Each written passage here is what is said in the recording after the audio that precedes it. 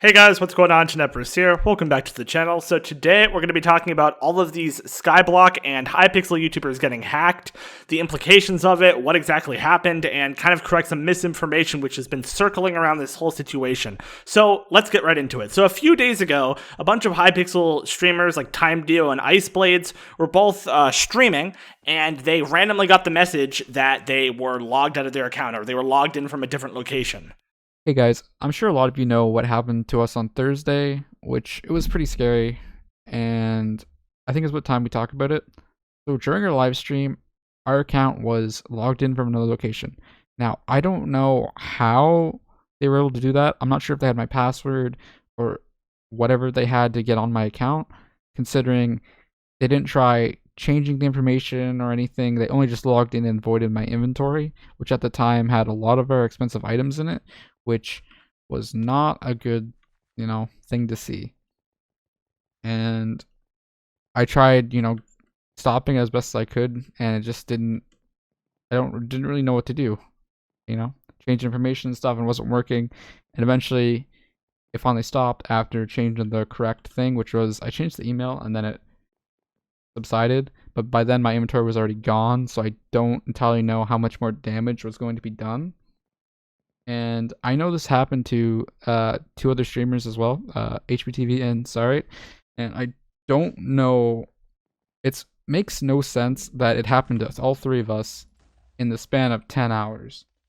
So obviously this really freaked a lot of them out, and no one really knew what was going on until recently, where it surfaced that there was actually an exploit in Mojang's ability to verify session IDs, which allowed anyone for a brief period of time to log in as any username on any server, as long as they had certain things which allowed them to basically verify their account username with Mojang. So there was actually a post on GitHub I'm going to link to below where the exploit was actually described. So I'm basically going to read off that. If you want to check it out, it'll be in the description, and let's get right into it. So this was basically posted as a Minecraft account session vulnerability security advisory by someone named Nerds Inc. So we're going to read the GitHub here, and then we're going to explain exactly what happened. And don't worry if you don't understand what I'm explaining here. I'm going to explain it later in the video. Anyway, description. A malicious attacker can log on using any Minecraft account to any Minecraft server relying on Mojang specifications official authentication servers to verify user authenticity. This can allow an attacker to gain access to players' accounts, causing losses within the game, or allow an attacker to gain access to a privileged account on the server. Depending on common server modifications, privileged accounts, that would be like a moderator or an admin, could be used to acquire access to the operating system or cause serious damage to data on the machine, and that includes server map files, operating system files, player data, database and web server data, and proprietary server modifications in the source code.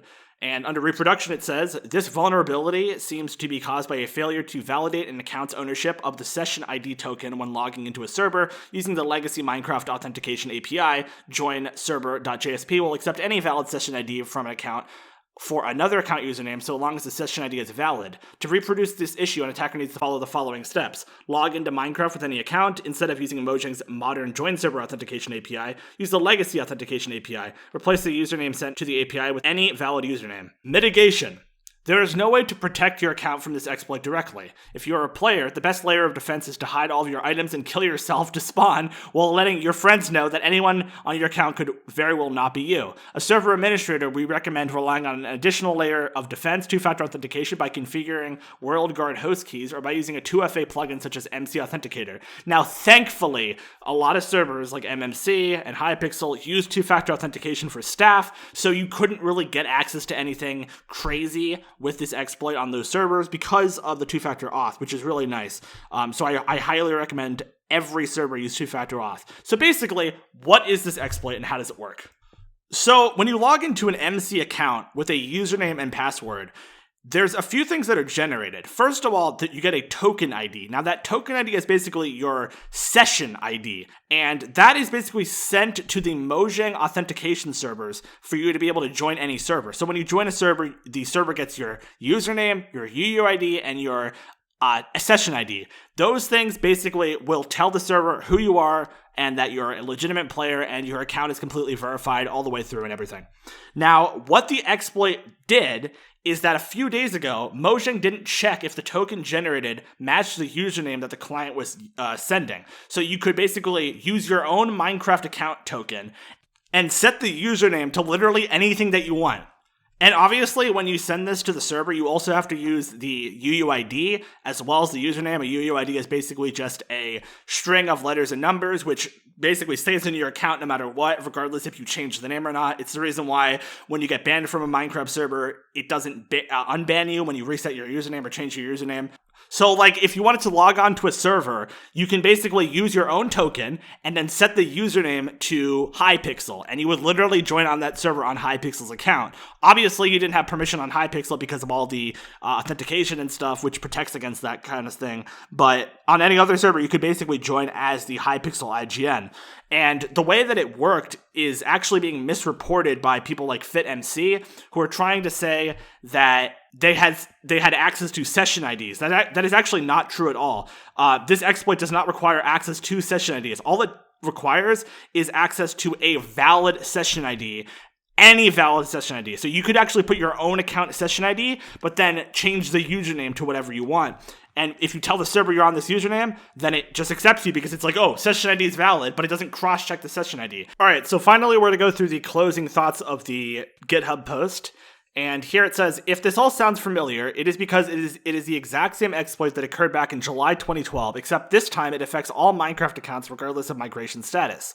We caught wind of this bug when someone else was using it on one of our Minecraft servers we run and decided to find out how it works ourselves. The server runs on an old version of Minecraft that still uses the legacy authentication API. A player discovered that he could use an offline mode account switcher in an old hacked client to change his username and successfully join the server with that username. That being said, we cannot confirm for how long this bug was present on Mojang's legacy authentication API. It may have existed for months, who knows. To facilitate the use of this exploit, we modified the popular Forge modification reauth to implement the legacy server join API and change the user interface to only show a username field and to show which IP addresses we were connecting from. It looked pretty cool being able to log on to any account by just typing a username in the text box without providing a password. Anyway, guys, so that is pretty much how this hack happened. Now, obviously, that's good for correcting misinformation and stuff, but yeah, that's pretty much how this exploit worked. And if you guys have any questions, let me know in the comment section down below, and I'll see you guys later. Peace out.